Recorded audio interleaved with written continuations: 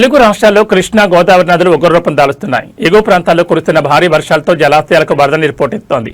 జోరాల నుంచి 1.80 లక్షల క్యూసెక్ల నీటిని దిగువకు వదులుతుండటంతో ఒక్కరోజే శ్రీశైలానికి ఏకంగా 12.5 టీఎంసీల నీరు చేరింది.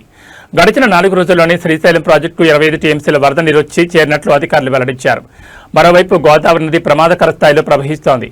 భద్రాచలం వద్ద గోదావరి నీటి మట్టం 56.1 అడుగులకు చేరుకోవడంతో తీర ప్రాంత ప్రజలు భయాందోళన చెందుతున్నారు. ఇక దిగువన ధవళేశ్వరం బ్యారేజ్ వద్ద నిమిషానికి ప్రవాహం పెరుగుతుండటంతో అధికారులు సముద్రంలోకి ఏకంగా 13.16 లక్షల క్యూసెక్ల వరద నీటిని లీక్ చేస్తున్నారు. ముందస్తు హెచ్చరిక అక్కడ రెండవ ప్రమాద హెచ్చరిక కొనసాగుతోంది. గోదావరి ఉధృతికి 6 వెలిన మండలాలు మరియు పలు లంక గ్రామాలు నీటి దిగ్బంధంలో చిక్కుకున్నాయి. రహదారులపైకి వరద నీరు చేరడంతో రాకపోకలు నిలిచిపోయాయి.